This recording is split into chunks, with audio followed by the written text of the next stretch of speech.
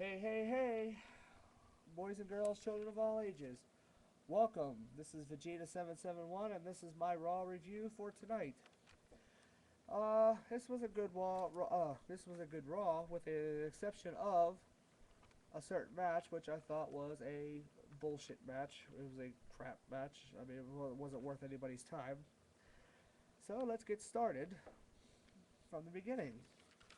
First off, I want to say that I want Vicky Guerrero removed as general manager. The role is not working for her. I think we've given this this storyline, long enough. I think the role just isn't working for her. The storyline needs to go to somebody else. It's not for her. Sorry, Vicky. We've given it long enough. It's time for you to just, leave the podium and, let somebody else have a shot at it. That being said, let's go to the first match. Uh, Batista versus Rhodes and DiBiase. Now, the way they the way they did this one is Batista versus Rhodes and DiBiase was supposed to go down at if Batista won this match, then the Judgment Day match would come early for it would be Batista versus Orton.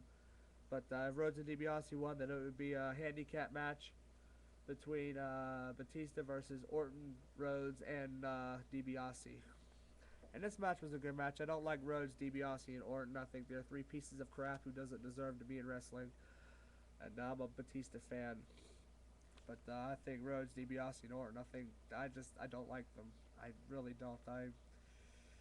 I mean, as people, they're probably good.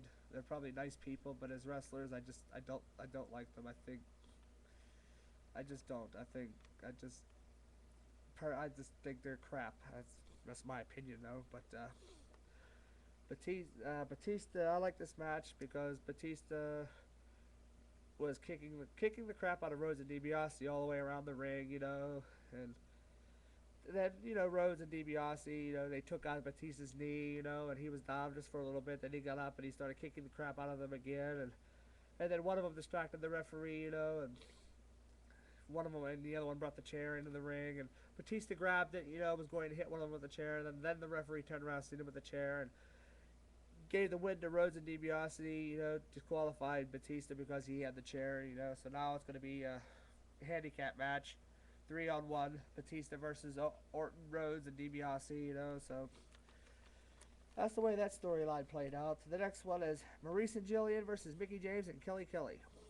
Well, I like Mickie James. I think she is just drop dead gorgeous. I mean, the others are the other ones are pretty too. With the exception of Jillian, I just don't think she's that cute. But Maurice and Kelly Kelly are cute, but I think Mickie James is drop dead gorgeous. And Mickie James got some pretty sweet moves too. She's got better moves than the rest of them. But there ain't much to say about this match. Mickie James and Kelly Kelly win.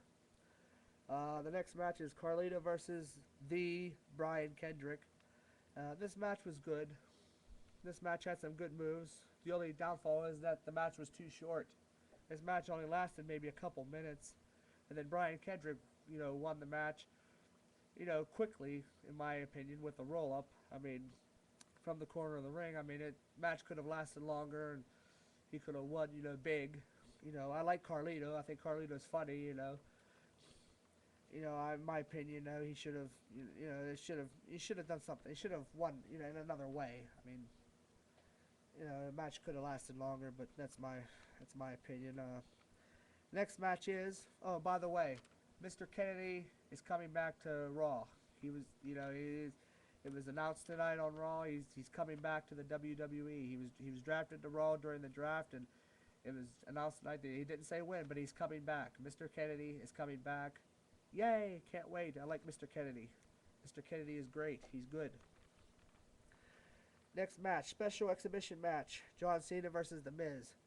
This match was to determine whether, I guess, John Cena could meet the Big Show at Judgment Day or something. I didn't really quite understand what they were saying, but if Vicky Guerrero was satisfied, she could stop this match or something like that. Of course, John Cena was, Big Show went down to the ring and played, a distraction for Cena. And I like John Cena, and the Miz got some. I guess he got some good moves too, but I don't really care for him. But he uh, he went down as a distraction, and the Miz was beating beating John Cena around the ring, and then John Cena gets the upper hand, and that's when Vicky Guerrero stops the match. I guess I don't know who really won this match. They didn't say, so I guess nobody won the match. The next match just was the match that was a bullshit match. Okay, this match made no fucking sense whatsoever. The Glamazon Beth Phoenix versus Santina Marella. This match should never even have taken place. This was the biggest crap match ever. This was a waste of people's time. This match was this match. I mean, I like Santino Marella is funny. I enjoy watching him on TV because I think he's hilarious. But there's a limit. You just don't. Come on. There's a limit to what people can take, and the people don't want. If people don't want to see this. This was the biggest waste of time ever. This slot could have been filled by something. This match slot could have been filled by a great match. Instead of we have to watch crap like this. This was dumb.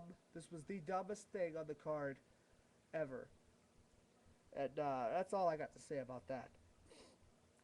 The next match was Kofi Kingston and MVP versus Matt Hardy and William Regal. And the winners were MVP and Kofi Kingston. And that makes me happy. I'm starting to like MVP. MVP is doing good. Kofi Kingston, he seems to be a good superstar. William Regal, he's a great superstar. And Matt Hardy, well, don't really care for Matt Hardy. Never really did. William Regal, I'm not going to take nothing away from him. He's a great superstar, but I don't really care. I'm not one of his biggest fans, but he is a great superstar. But I see a lot for MVP. I mean, this match here this was a good match, and I hope MVP can become a world champion someday. I hope they let him become a world champion. I hope he can put the belt on him and give him a big name. I think he deserves it. Then the last match, Randy Orton versus Batista. Now I say Randy Orton because because they played it out. This is the way it happened. Batista, during the show, hunted down Randy Orton's two little cronies, DiBiase and Rhodes, throughout the show, and it took them both out, so just left Randy Orton alone. So what was supposed to be a handicap match became a one-on-one match. And so Randy Orton, he was sniveling in the ring trying to get out of the match, and Batista would have none of it. And in the first 30 seconds, Batista got himself disqualified by using a chair and, hurting Randy Orton's leg, trying to do ankle, trying to do to him what Orton did to Shane McMahon last week on Raw. And around that time, here comes, Orton's little crony buddies into the ring to try to help him, but it didn't work because Batista took them out, with big, powerful clotheslines and, Randy Orton tried to use the RKO on Batista and it didn't work. Batista stopped him and he picked up the metal stairs and he threw him at Orton and he missed him. And I'm making a prediction. It's going to play out. Batista is going to beat Randy Orton for the WWE title at Judgment Day. You heard it from here. You heard it from Planet Vegeta, boys and girls. Randy Orton is going to lose the WWE title from Batista. You heard it right here first. And since you heard it here first, on that note, I'm going to sign off for tonight. More videos later. And that's all I got to say. That's all there is, and there ain't no more. So, have a good night. Talk to you later. See you later.